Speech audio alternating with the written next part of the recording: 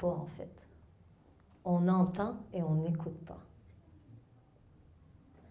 La méditation, ça va être, peu importe la technique que vous utilisez, c'est une façon de développer notre muscle, le muscle de la présence à ici. Parce que c'est un muscle. Si on ne le pratique pas, ça va être difficile d'entendre parce qu'il y a les ondes radio qui prennent tout ce qui se passe en même temps. Fait que mon attention, elle peut aller là, elle peut aller là, elle peut aller ailleurs. Comment je fais pour rester ici, ancré, ici? C'est un muscle. Est-ce que vous développez votre muscle? Est-ce que parce qu'on développe, on se dit on va faire du gym, on va faire du yoga, on va faire nos techniques de respiration, c'est super bien. Est-ce que vous développez simplement aussi votre muscle de la présence? Combien de temps vous vous asseyez juste en présence, sans rien, à retourner votre attention vers l'intérieur, à simplement reconnaître ce qui est là, sans avoir à juger ce qui est là, sans vouloir changer ce qui est là. Ah, j'observe qu'il y a de l'impatience. OK, il y a de l'impatience. C'est pas grave. Ah, j'observe qu'il y a de la colère ou de la frustration. C'est pas grave en soi. En tout cas, rendu ici, je vous le dis, c'est plus grave. Parce que ce qui est le plus important, c'est ma capacité à percevoir ça. C'est comme si on vous enlevait vos yeux ou vos sens. Vous diriez, qu'est-ce qui est le plus important? C'est la fleur, comment elle est, ou c'est ma capacité à être capable de la sentir et de la voir? Qu'est-ce que vous diriez que c'est le plus important? Est-ce que c'est vraiment comment est la fleur ou c'est votre capacité de la voir, votre capacité de la sentir? Hein?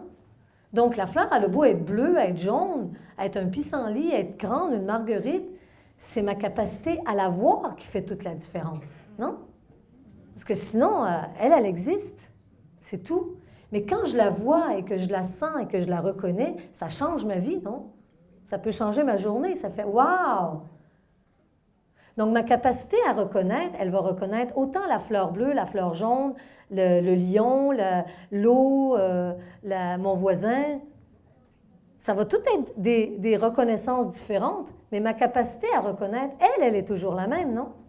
Parce que ça, c'est peut-être plus concret, ma façon de le dire, non? C'est peut-être plus facile à saisir. Alors, ici, moi, la méditation ou la spiritualité, c'est un muscle ou un regard qui se retourne à 180 degrés et qui, au lieu de porter son attention sur la situation, comment elle est-ce qu'elle est bien, est-ce que je l'aime, est-ce qu'elle n'est pas bien, est-ce qu'elle devrait changer? Et ça, on est en lutte constante. On change notre regard 180 degrés à venir regarder ma capacité à observer ça. Wow, quel miracle! Interpréter alors. On observe sans interpréter. Observer sans interpréter. L'observateur, il est neutre. Parce que c'est pas nécessaire.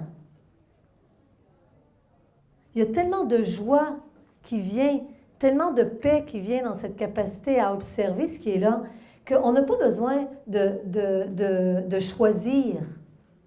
De choisir si j'aime ça ou si j'aime pas ça. Je ne sais pas si vous m'entendez. Hein? Oui. C'est vraiment une invitation à radicalement changer notre regard sur les choses. Alors, je ne sais pas si vous êtes rendu là dans votre vie, mais moi, je le dis quand même. Je le dis quand même et j'espère que ça tombe dans des sols fertiles.